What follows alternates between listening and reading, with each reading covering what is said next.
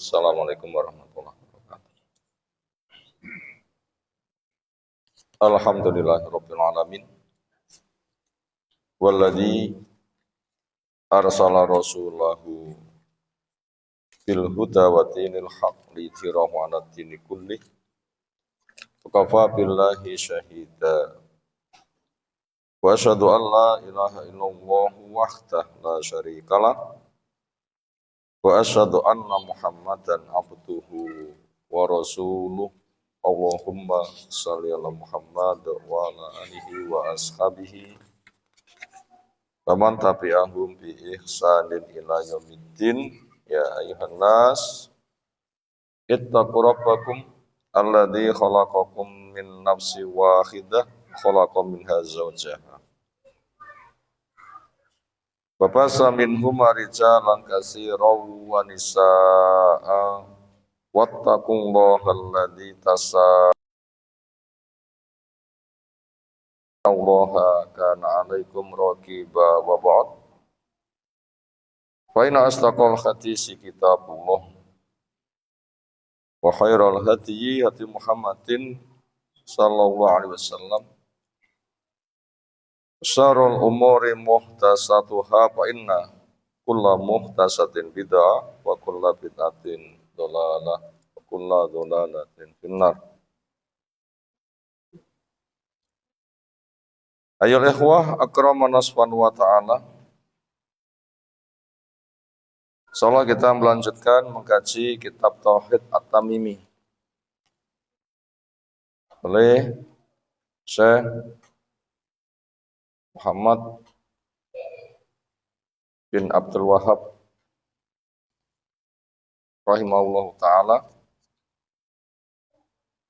Insyaallah kita masuk pada bab yang ke-65.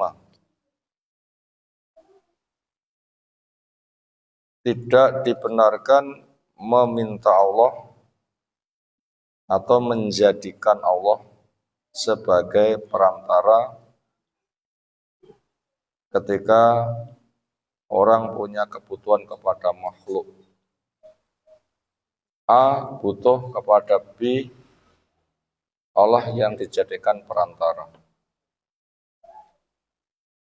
Jadi tidak diperbolehkan Allah dijadikan perantara ketika orang punya kebutuhan kepada makhluk. Napa wae contohnya? A butuh datang, B Allah dijadikan perantara. Itu enggak diperbolehkan.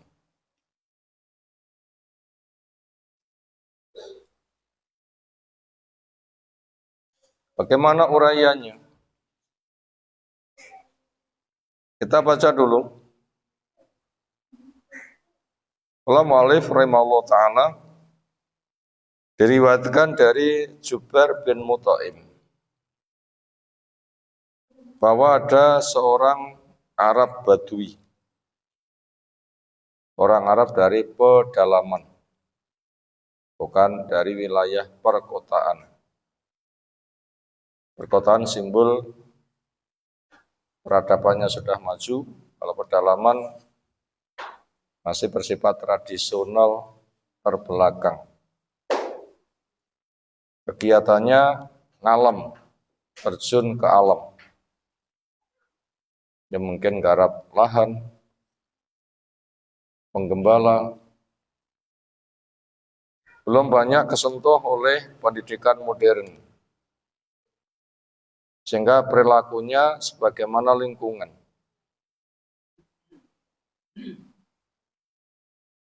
Sebagai contoh, ketika orang Arab Badui lewat di masjid, terasa mau kencing, dia tidak cari kamar mandi, tapi langsung sanggen-nggen. Sampai masjid dikencingi. Kenapa? Ya, memang perilakunya seperti alam. Sapi ya begitu, ayam ya begitu, mau buang hajat, rasa repot golek nopo? Bisi. Langsung di situ, kroso langsung di situ dikeluarkan. Itu contoh pemahaman jauh dari peradaban semisal itu. Walaupun tidak semuanya begitu, tapi pemahaman global seperti itu. Tapi untuk kasus orang Badui di sini ini termasuk cerdas. Walaupun juga ada arahan-arahan. Karena dia mendengar dakwah, memahami, cocok, lalu menyatakan keislaman. Jadi tanda cerdas, walaupun asalnya dari daerah Badui. Ia datang kepada Nabi SAW seraya bertanya, "Ya Rasulullah," ini tanda cerdasnya. Tidak memanggil Rasul dengan nama langsung, "Ya Muhammadu." Bolehkah memanggil nama Nabi kita dengan langsung namanya? Tidak boleh, harus dengan jabatannya. Ya Rasulullah, ya Nabi Allah, atau dengan kunyahnya, ya Abul Qasim. Sebagaimana Allah berpesan, la taj'alu du'a ar-rasul ka du'ai ba'dikum ba'dhum. Bila kamu memanggil Rasul, jangan seperti gayamu memanggil dengan sesama. Gimana memanggil sesama? Panggil namanya. Ya Abdullah, ya Umar, ya Utsman, ya Ali. Karena Nabi tidak boleh dipanggil seperti itu, tapi dengan jabatannya. Ini tanda cerdas dia, memanggil dengan ya Rasulullah. Dia mengadu, orang-orang kehabisan tenaga. Anak bini kelaparan. Dan harta benda musnah. Apa masalahnya? Larang hujan. Tanam-tanaman mati. Nggak bisa nggarap lahan. Termasuk hewan-hewan pun juga nggak ada yang dimakan. Mau minum pun juga sulit. Makanya bisa dibilang hewan makan hewan. Napa hewan makan hewan? Hewannya didol nggih tuku pakan, ngoten nggih kirang langkung. Hewan makan hewan. Sehingga masuk kategori perekonomian rusak. Maka daripada itu, mintalah siraman hujan untuk kami kepada Allah Rabbmu. Bahasa ini boleh. Berarti ketemu orang soleh, masih hidup di depannya, Pak tolong doakan saya. Bolehkah? Boleh. Dia mengatakan seperti itu di sini nggak disalahkan. Nabi, mintalah kepada Allah. Semoga Allah turunkan hujan kepada kita. Nabi tidak mengingkari bahasa ini. Boleh. Pak Jingben kalau badai jaban dengan dongane mugi-mugi lancar. Atut ngoten nggih. Berkah ya tak dongane. Boleh. Senada dengan itu. Sungguh kami meminta Allah sebagai perantara kepadamu. Bahasa ini nanti akan dikoreksi. Bahasa mana? Bahasa yang ini. Sungguh kami meminta Allah atau kami menjadikan Allah sebagai perantara kepada kamu. Butuhku kepadamu, saya jadikan Allah sebagai alat. Ini nanti akan dikoreksi. Dan kami memintamu sebagai perantara kepada Allah. Bahasa yang ini boleh. Wahai Nabi, saya meminta kepadamu supaya engkau berdoa kepada Allah, semoga Allah menurunkan hujan. Yang ini boleh. Sebagaimana yang pertama. Yang dikomentari Nabi yang mana? Kami meminta Allah, mananya kami menjadikan Allah. Ketika kami punya butuh kepada kamu, Allah saya jadikan perantara. Ini yang akan dikoreksi oleh Nabi Shallallahu Alaihi Wasallam. Nah, ketika itu bersabdalah Nabi SAW, ini koreksinya. Subhanallah.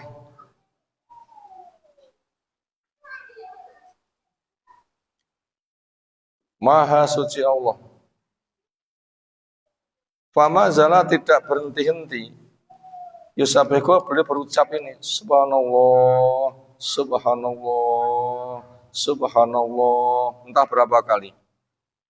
Mazala terus ganti hentinya. Hatta orifa dalika sehingga dikenal hal itu fi wujuhi ashabi di wajah para sahabat. Apa di wajah sahabat? Ngerti Rasul marah, ada perkara besar, mereka takut. Ngerti perkara besar, Rasul marah, mereka takut. Saya bahasa ini diulang-ulang.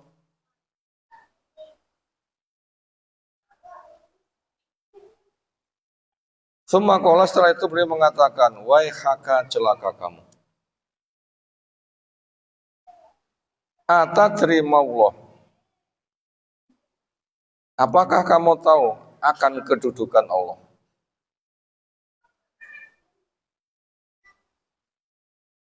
Inna sya'nallah sesungguhnya perihal Allah itu a'dhamu lebih gede min hadza dari perkara ini. Kamu dengan saya setara, sama-sama makhluk. Masa kamu butuh kepada saya, kamu jadikanlah sebagai perantara. Apakah saya punya kedudukan lebih tinggi daripada Allah? Allah punya kedudukan lebih rendah daripada saya. Ini kira-kira bahasa yang mudah dipahami apa bahasa ini? Tiang butuh pelem, pengen golek pelem, ranjuk ragitu, menek rawani golek genter. Gentere kalih peleme larang pundi? Ayo, terus pundi jawabannya? Gentere kalih peleme larang pundi?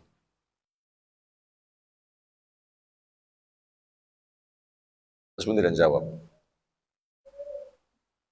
Gentere kalih peleme larang pundi? Larang?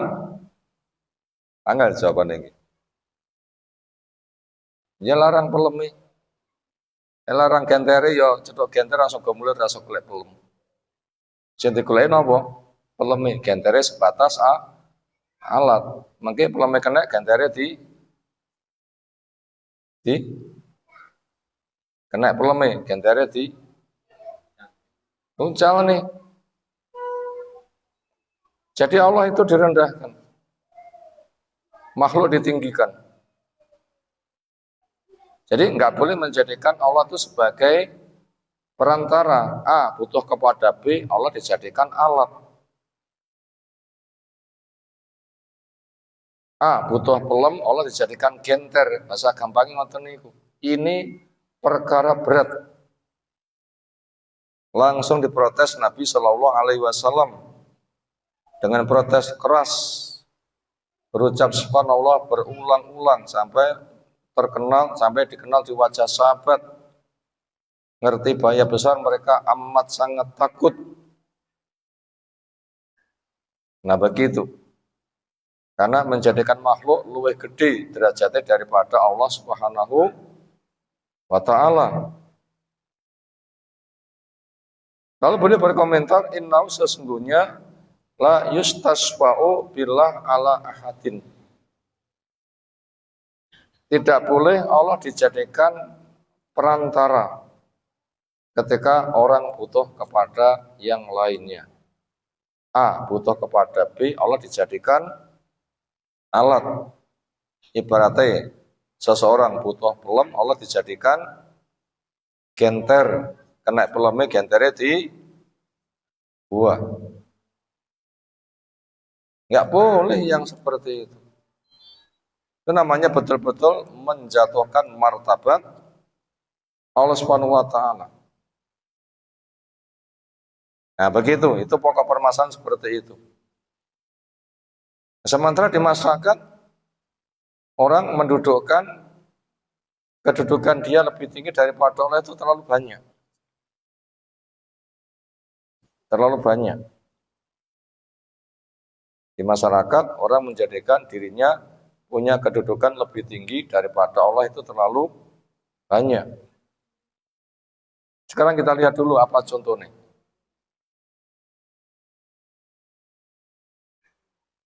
Contohnya, dulu ketika Nabi Mi'raj pas munggah, anci-anci ini ku pundai Imam Syafi'i. Seolah apa?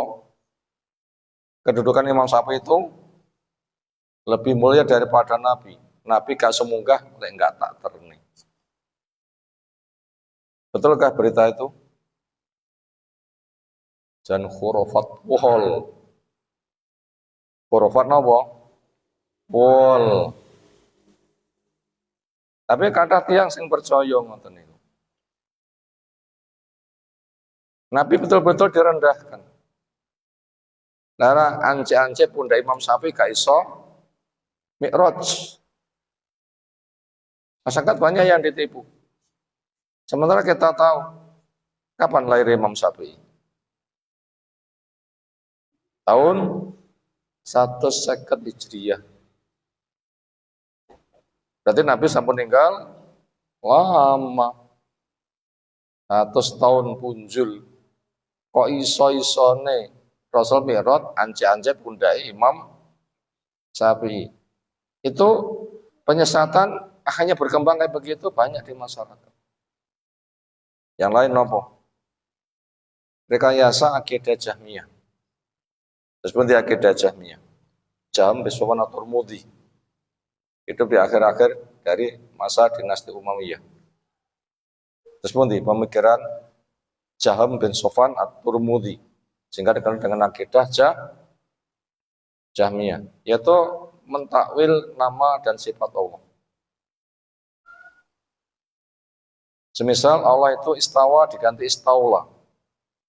Istawa itu tinggi dan naik, tidak menjamah, diganti istaula. Istaula niku gelut dhisik lagi menang. Berarti Allah niku direndahkan. Kelasnya nopo? Lawan gelut cuma menang ngoten mawon. Berarti kalau satu kesempatan menang, berarti satu kesempatan bisa dikalahkan.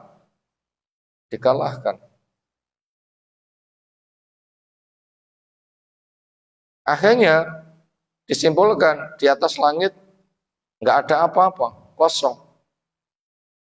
Karena Allah tidak diakui istawa, tinggi dan naik. Yang sama makhluk berada pada jarinya, nggak diakui, kosong. Maka kalau Allah itu kosong, ini kan akidah komunis kan? Dia tidak mengakui kedudukan Allah. Itu mempengaruhi manusia punya akidah komunis, ateis, nggak mengakui Allah atas nama dakwah Islam. Sehingga Allah itu betul-betul direndahkan. Atau mereka mengakui sebagai wali kutub. Wali Allah, mitra Allah sebagai pos tempat penampungan doa. Wong dongo kepada tidak akan bisa sampai kecuali harus titip lewat mereka. Ini akhirnya mereka mendidik masyarakat untuk dibikin memiliki kultus kepada karisma seorang pemimpin.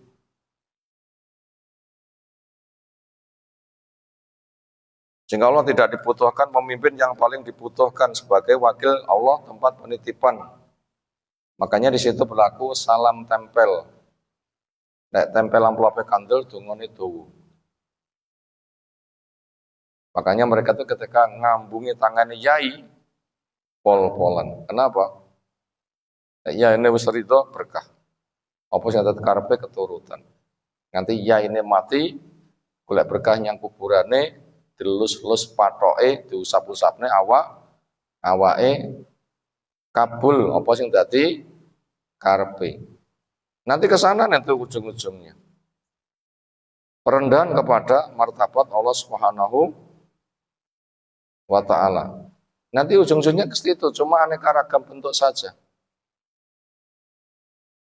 Bahkan mereka mengatakan kami sebagai panitia penyeleksi surga. Siapa yang masuk surga terserah kepada saya. Allah gak punya kewenangan. Kenapa harus diserahkan kepada dia? Dan itu juga sampai berlaku di masyarakat.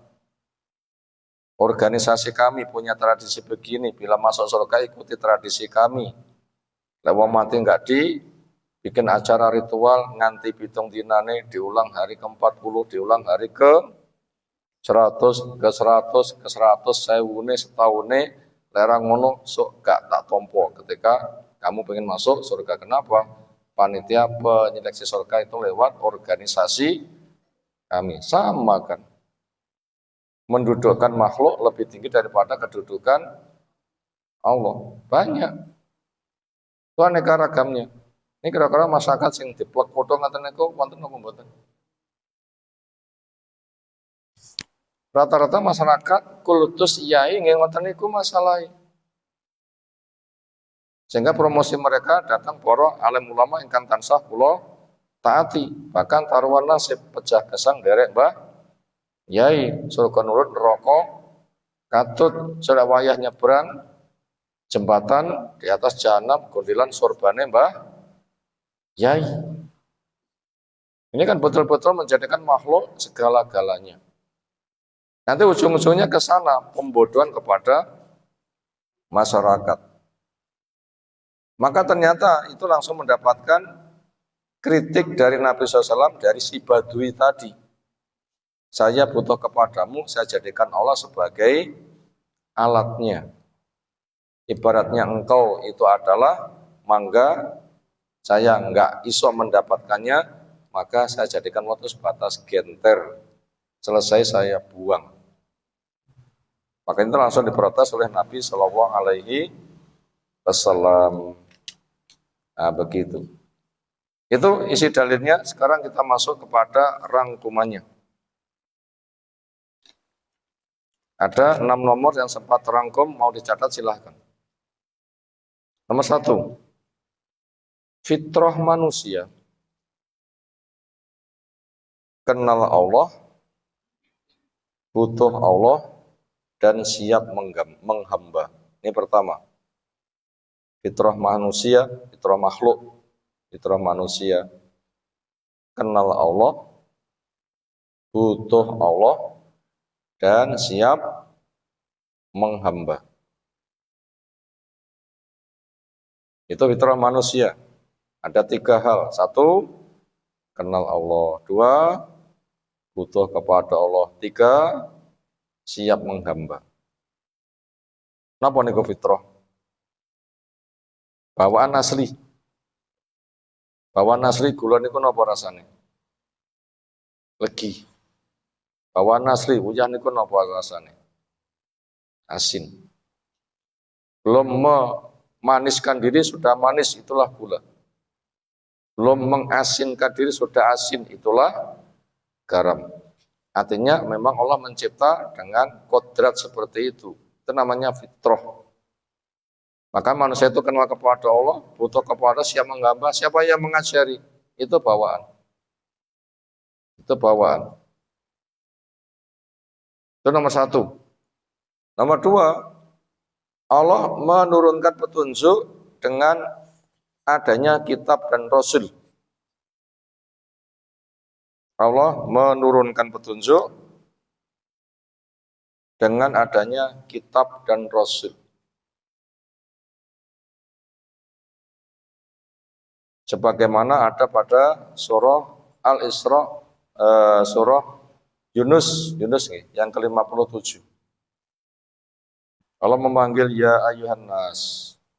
Qad ja'atkum mau'izatum mir rabbikum wa shifaa'un lima fis sudur wa hudaw wa rahmatul lil mu'minin. Wahai manusia, telah datang kepada kamu mau'izah yang datangnya dari Allah. Petunjuk, rahmat, obat buat orang yang mengimaninya. Untuknya apa?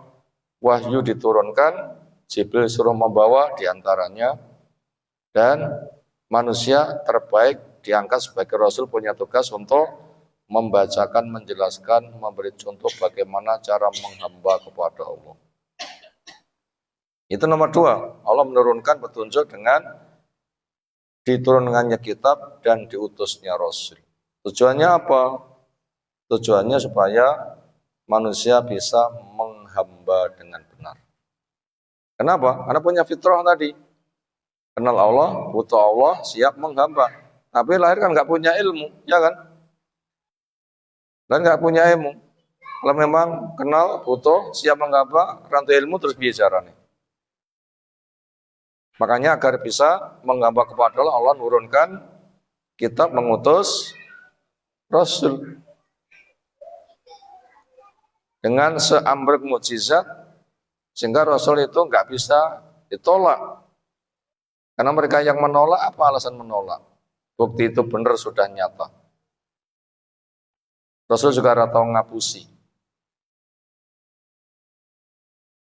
Kondisinya buta huruf, tapi kata-kata yang keluar itu bukan kata-kata manusia. Orang yang kenal bahasa Arab, Rasul membaca Quran itu, ini bukan kata-kata susunan manusia model ini. Gimana sih gak iso? Ketika mereka romo so pinter ditantang, gayo kitab semisal Quran. Kamu kan pakar bahasa Arab. Undang tokoh-tokohmu. Ternyata tidak ada yang bisa. Sehingga tidak ada alasan orang bodoh dari petunjuk. Kenapa? Sudah dituruni kitab, diutus Rasul. Nomor 3, umat harus mencari ilmu bagaimana cara menghamba kepada Allah. Yang ketiga, umat harus mencari ilmu bagaimana cara menghamba atau menyembah kepada Allah. Apa tugas kita sami? Butuh golek ilmu. Ini tugas kita semuanya. Harus golek ilmu. Nek gak golek ilmu dosa. Napa? Thalabul ilmi fardhatun ala kulli Muslim. Golek ilmu itu wajib kepada semua orang Islam. Demikian juga ada pada Al-Isra yang ke-36. Napa isine Al-Isra 36? Wala taqfu ma laisa laka bihi ilmun. Awamu aja tandang ing yen to awamu gak duwe ilmu. Dan itu sudah Allah sediakan. Qur'annya nyepak, sunnahnya nyepak, dijaga. Nggak akan hilang. Dari masa ke masa selalu ada. Yang dapat bimbingan dakwah bukan sebatas Mekah Madinah. Sampai kita yang di pelosok jauh di negeri timur, kenyataannya juga dakwah sampai kepada kita. Nanti kita punya Quran turah-turah. Konten dalam turah-turah Quran apa orang duwe Quran? Saking akeh orang tidak ketemu ngoten iki. Bertumpuk-tumpuk. Membaca ada, belajar ada. Nggak bisa datang ke kajian lewat handphone, Facebook, YouTube. Tinggal nyetel wae langsung. Siaran langsung, semisal kali ini. Ini yang di rumah bisa mengikuti kegiatan langsung. Apa yang kita sampaikan langsung kemana-mana. Bisa diputar, masing-masing nyekel HP. Artinya apa? Umat memang harus mencari ilmu. Kenapa? Karena haram beribadah tanpa ilmu. Nomor 4, cara berdoa kepada Allah. Nomor 4, cara berdoa kepada Allah. A, doa ibadah. B, doa permintaan. Cara beribadah kepada Allah ada 2. A, doa ibadah. B, doa permintaan. Niku carane ngibadah, carane ndonga, carane ngawula dhateng Allah. Ada doa ibadah, ada doa permintaan. Napa doa ibadah? Peraturan agama yang kita wajib cari ilmu kemudian taat, di situ banyak fadilah, itu namanya doa ibadah. Kita diwajib pakai ikrar 2 kalimat syahadat mboten? Iya. Itu fadilahnya mati kalau bisa berucap begitu surga. Makanya kita berucap asyhadu alla ilaha illallah, asyhadu anna muhammadar rasul. Itu namanya doa ibadah. Dengan saya ngibadah mengucapkan dua kalimat syahadat itu, terutama di penghujung akhir kehidupannya pada les mati, maka wajib masuk surga. Setelah itu ada perintah sholat, zuhur, asar, maghrib, isya, subuh.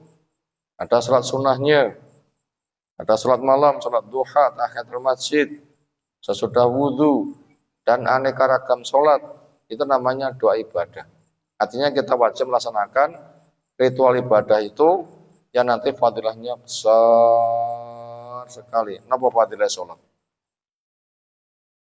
Lek khusyuk, tumak nina, ngerti bahasane, sowan kepada Allah. Satu, hatinya tentram. Dua, perilakunya tertata. Tiga, akan menjadi cahaya. Pada masa nanti terang benderang. Yang keempat, mudah hisabnya.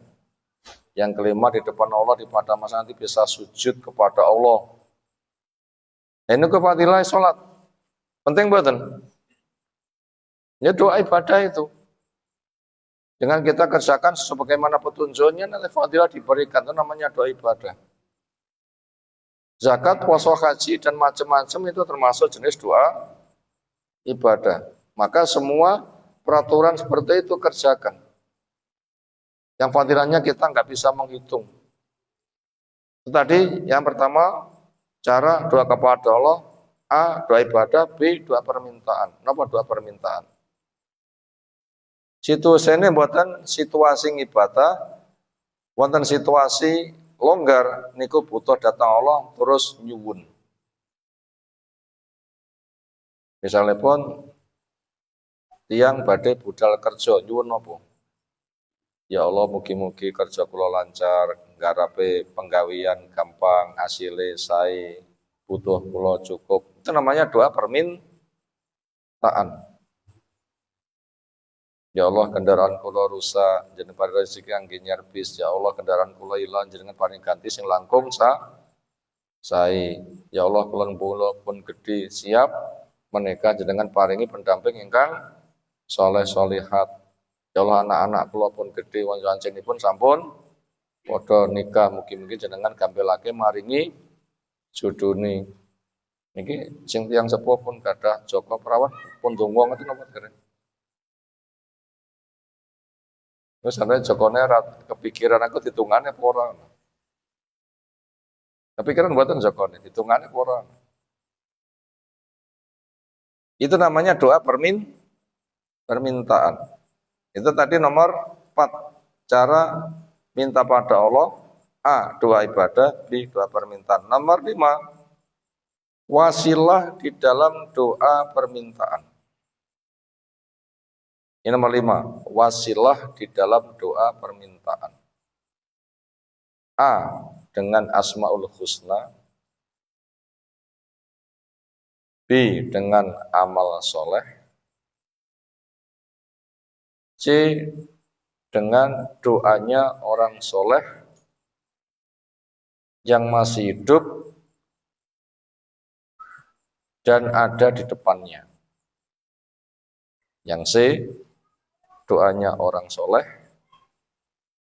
yang masih hidup ada di depannya dan tidak menjadikannya sebagai ketergantungan. Dan tidak menjadikannya sebagai ketergantungan. Dibalik ini buatan. Nggak sanoen nyata wis mari. Mari napa ketinggalan. Saya ulang. Wasilah di dalam doa permintaan. A, dengan Asmaul Husna. B, dengan amal soleh. C, dengan doanya orang soleh yang apa? Masih hidup, yang ada di depannya, yang tidak menjadikannya sebagai ketergantungan. Penting niki. Penting poin niki. Di dalam doa permintaan sawaya-waya kita butuh, kita nyuwun, ya Allah, kalau sakit jenengan paring kesembuhan. Nah niku saenipun donga niku diwasilai dhisik. Diwasilai dulu. Napa wasilai? Pertama dengan Asmaul Husna, disebut nama Allah. Ya Hayyu Ya Qayyum bi rahmatika astaghis. Wahai zat yang maha hidup, zat yang maha berkarya, semata dengan rahmat saya minta tolong. Ya Rahman irhamni bi rahmatin wasiatin, ya Rahim irhamni bi rahmatin wasilatin. Ya Allah yang namanya punya nama Ar-Rahman, beri saya rahmat yang luas. Ya Allah punya nama Ar-Rahim, beri saya rahmat yang bersifat terus. Ya Razzaq urzuqni rizqan wasi'an thayyiban mubarakan fih. Ya Allah yang maha pemberi rezeki, beri saya rezeki luas lagi diberkahi. Yang seperti itu boleh, itu dalam bahasa Jawa nggih mboten napa-napa. Itu namanya doa dengan Asmaul Husna.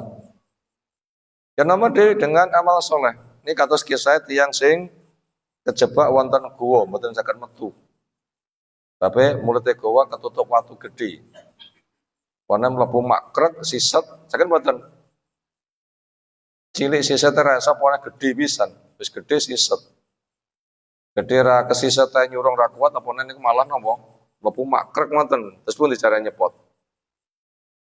Potensi manusia enggak ada yang bisa. Mereka coba, dan itu terancam mati di dalam gua. Akhirnya mereka punya ide, ayo kita ndonga kepada Allah, enggak ada yang bisa menyelesaikan kecuali Allah. Siapa di antara kita punya andal amal soleh, matur kepada Allah. Akhirnya masing-masing itu matur kepada Allah. Ya Allah, rumiyin kalau gak ada pegawai, wayah bayaran minggat. Gajine kula babar nih. Wedhus dadi sak lapangan. Ringkes kula datene sapi dadi sak lapangan. Kula ringkes dadi unta nganti berlapang-lapang sak penggembalane. Modele cilik mulai gawedhi. Akhiripun pegawai kula menika teko, Pak badhe nyuwun bayaran. Kae sawangen. Unta sak bejek kae sak lemah sak penggembalane tekmu. Pun ngenyek lho nggih, aku ora ngenyek. Gajimu dhisik pancen tak babar-babarne, artinya diusahakan berkembang biak. Allah mengabulkan. Dadi kae. Ternyata diambil semuanya tanpa tersisa.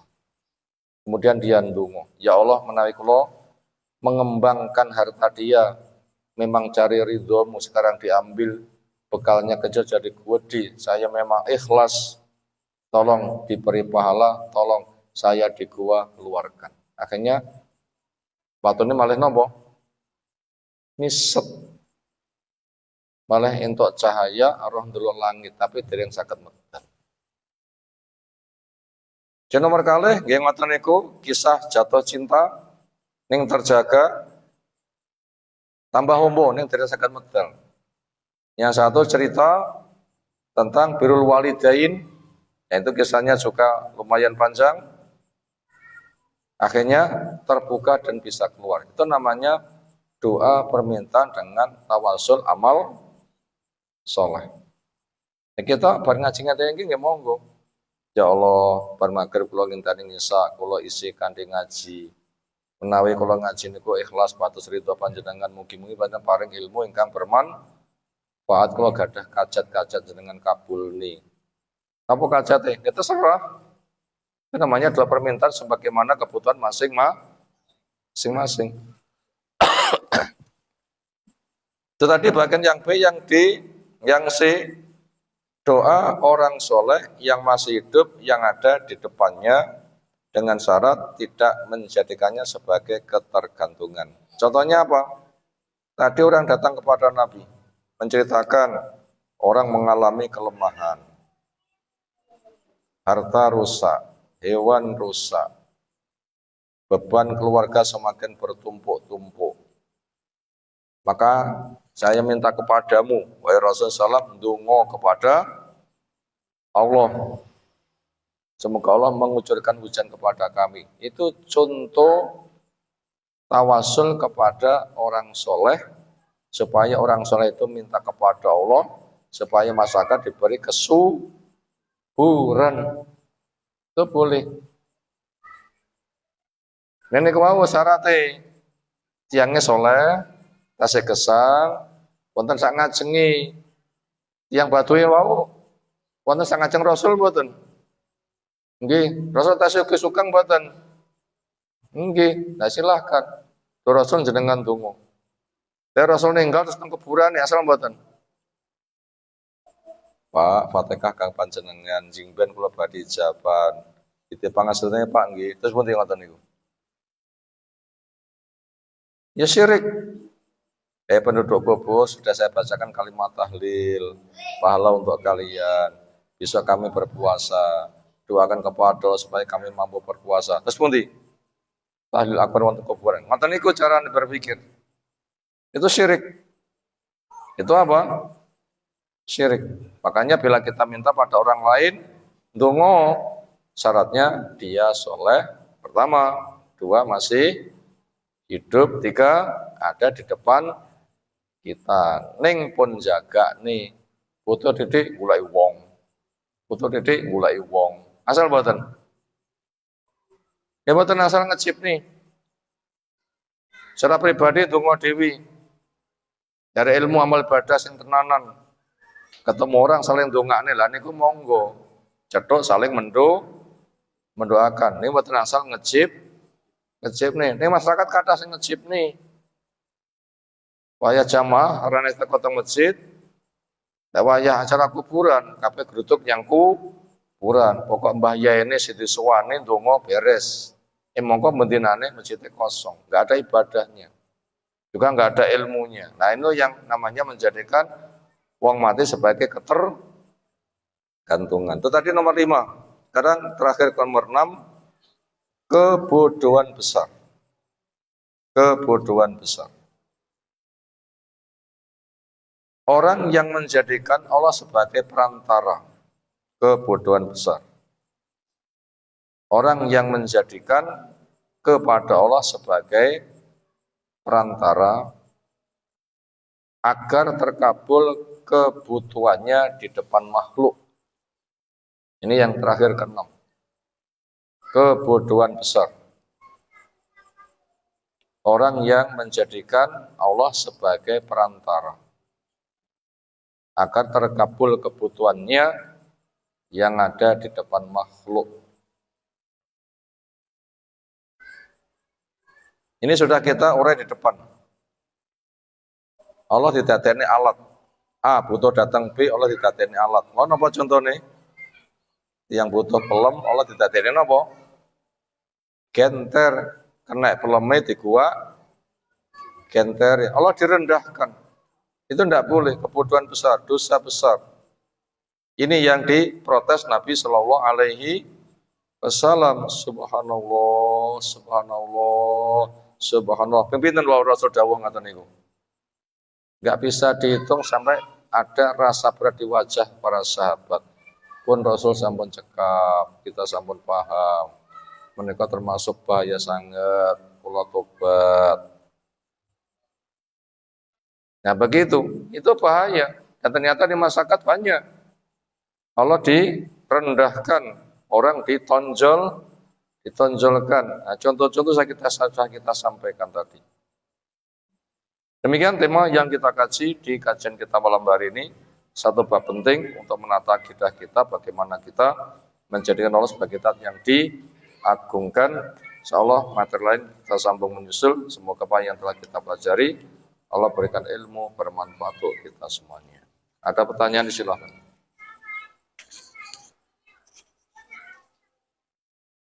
Sekira cukup istirahat. Subhanakallahumma bihamdika asyhadu an la ilaha illa anta astaghfiruka wa atubu ilaik. Assalamualaikum.